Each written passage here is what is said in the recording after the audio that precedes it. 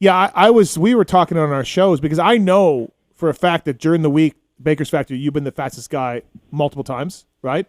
And then you come to the race and Cooper Webb laps you, and in your head you must be like, what the hell is going on? What just happened? You know? Like, it's got to be a bit of a mind screw. Oh, for sure. I mean, San Diego, he came around lapping me, and it was just like, all right, I need to figure something out. You know, like, this is... I got to change my life. I got to change. Yeah. Like, I battle with him during the week, every moto, and, can hang with him, no problem, or, be right there. And, he lapped me, and I'm just like, geez, like, all right, let's figure this shit out, Yeah, I mean, I don't say that to be like, oh, you should be winning because he's a two-time champ, but you shouldn't be lapped by the dude. That's where I'm at. Yeah, like, I'm not saying you're saying you should be winning either, but yeah, I mean, it's got to be such a, what the hell's going on? But so are you just a crappy tester then, Christian? Is that what we start saying? You should listen to the team more? Is that what? I've never been one that like tested a lot, so this was kind of all new to me, and I feel like in the off season I had a pretty good off season, like moto wise, and then just the tracks, the way they break down in the mains, my setup just wasn't built for that. I feel, and I had to go with a different feeling and something that can hold up, when the track does break down. Sure. Yeah, I was going to ask, like, what is the biggest thing that's, during the week compared to the weekend? Like, what's, like, obviously you've been testing and we've seen that, and I think that's really cool. And I mean, you obviously know you need to, get that feeling a little bit better, but it's just a comfort thing for you when the tracks really break down? I think so. I mean, it's hard to get the track to get as beat up as it does on Saturday. Right. And like whenever during practice I'm good, heat race I'm pretty good, and then the mains I feel like I can put together some laps early on, and then I slowly like start making little mistakes and I don't adapt with the track. You know how by the third main this last weekend, a lot of the guys were jumping the whoops and I was still trying to blitz, and I would lose time there, and it took me till like 3 laps to go to start jumping, and just little things like that I need to be better with adapting. I feel like Cooper's really good with that, and how low everyone stays in the turns. I'm not the greatest with that, so I need to be better at that and just pivoting and being quicker out of the corners.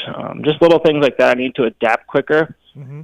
And once I figure that out, I feel like I can hold that pace around like, with AP and Barsha and stuff. Right. 702-586-7857. You got a question for Christian Craig. Yeah, I was going to, so talking about like the whoops and stuff, is that something that you guys are practicing during the week, like jumping whoops? Like you said, like obviously last year on 250s, so you're more prone to skim because the tracks are in better shape, but now 450, they're shit kicked by the end of it. Like, are you guys practicing that type of stuff, staying low, cutting down in corners, and jumping whoops during the week? Yeah, that's something I've been working on a lot now lately. Yeah. Not lately, like quite a bit off season. Like me and RJ will stay after all of our motos, and we'll just do circles of jumping the whoops. Mm-hmm. Just go 3-3-3 and just get the feeling of that. So we've worked it, but it's still just not. That's not my strength. Well, no, because you're a skimmer. Like that's you're a skimmer. So obviously jumping is something that comes natural to you, right?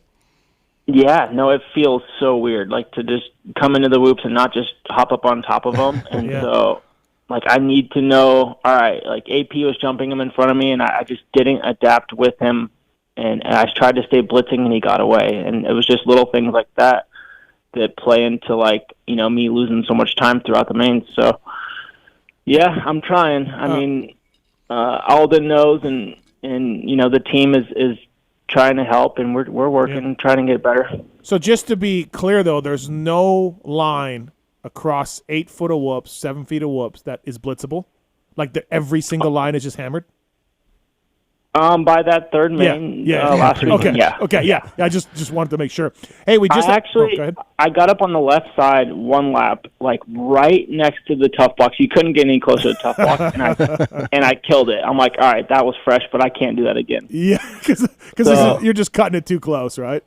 Yeah, but we just had crazy how much that track breaks down. It's like it was nuts. Like that Dragon's Back, it was fast to blitz all day, and then all of a sudden, it was fast to go inside and jump up and jump across. And that's where Coop is so good. He figures that out when to do that. You know. Yep. We just had J-Mart on the line, and he said he does not have a finger on the clutch when he's going across whoops, and we both said that's pretty amazing. Yeah, I mean, I think I'm pretty sure I do. Yeah, it's natural to Christian. So, but yeah, I'm a finger on the clutch guy.